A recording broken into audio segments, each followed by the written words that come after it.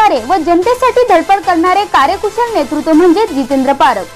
सामाजिक बांधिलकी जपण्याच्या हेतूने तथा नागरिकांना सरकारी कामासाठी आवश्यक असणारी ओळखपत्रे अल्पावधीत उपलब्ध करून देण्याच्या दृष्टिकोनातून समाजसेवक जितेंद्र पारख यांच्या मार्गदर्शनाखाली व जन विकास चॅरिटेबल ट्रस्टच्या यांच्या संयुक्त विद्यमाने प्रभागातील नागरिकांकरता आधार कार्ड, पॅन कार्ड शिबिर, ज्येष्ठ नागरिकांना ओळखपत्रे, मतदान कार्ड व आयुष्यमान भारतच्या योजनेचा लाभ स्थानिकांना मिळवून देण्याच्या हेतूने ऐरोली सेक्टर 4 येथील जनता मार्केटमध्ये या सामाजिक उपक्रमाचे आयोजन केले होते। या कार्यक्रमाचे उद्घाटन समाजसेवक पांडुदादा यांच्या शुभ हस्ते करण्यात आले। यावेळी त्यांचा पुष्पगुच्छ देऊन सत्कार करण्यात आला।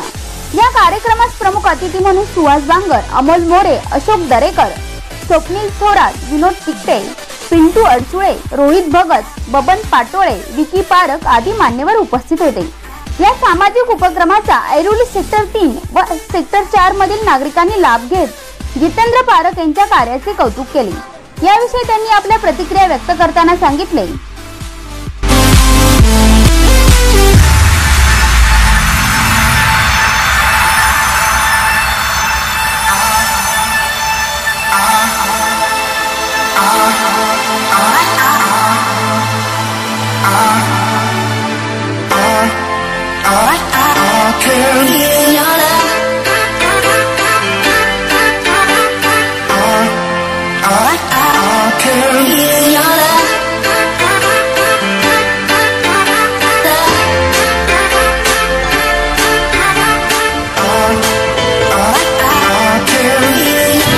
ठिकाणी आपले जन विकास सामाजिक चॅरिटेबल ट्रस्टतर्फे Aadhaar card, PAN card, smart card, ज्येष्ठ नागरिक व वोटिंग कार्ड, स्मार्ट कार्ड आणि पंतप्रधान आरोग्य योजनेचं हे शिबिर इथे सेक्टर 4 इथे आयोजित करण्यात आलेलं आहे। त्याप्रसंगी या कार्यक्रमाला भरपूर लोकांनी इथे प्रतिसाद दिलेला आहे आणि आतापर्यंत लोक येतच आहेत। या आधार कार्ड हे जे दाखले आहेत ते शासकीय दाखले लोकांना नेहमीच कामानिमित्त लागत असतात। त्या अनुषंगाने मी जन विकास चॅरिटेबल ट्रस्टतर्फे इथे हे आयोजित केलं होतं।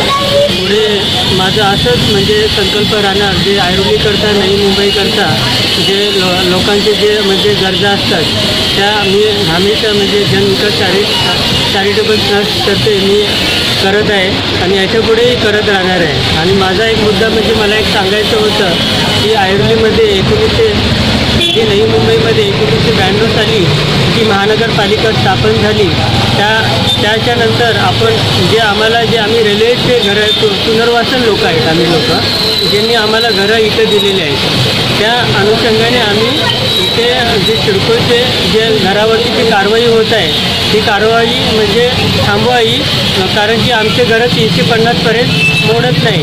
म्हणून मी आमचे घरं 240 ते 280पर्यंत येत आहेत आणि त्या अनुषंगाने आम्ही आयुक्त अण्णासाहेब मिसाळ यांच्याशी पण भेट घेतली। त्यांनी पण सांगितलं की आम्हाला येत्या या महासभेमध्ये आम्ही हा म्हणजे करू, ह्या प्रस्ताव आम्ही करू आणि त्या अनुषंगाने मी नेहमीच ऐरोलीकरांकरता मी ही लढाई म्हणजे चालूच ठेवणार आहे, कारण की हे घरं म्हणजे पूर्ण म्हणजे चालू करावे, याची परवानगी देण्याची चालू करावी ही मी म्हणजे नवी मुंबईकरांच्या वतीने मी एक आपले महापौर यांनाही मी सांगितलेलं आहे की हा परवानगी चालू करा।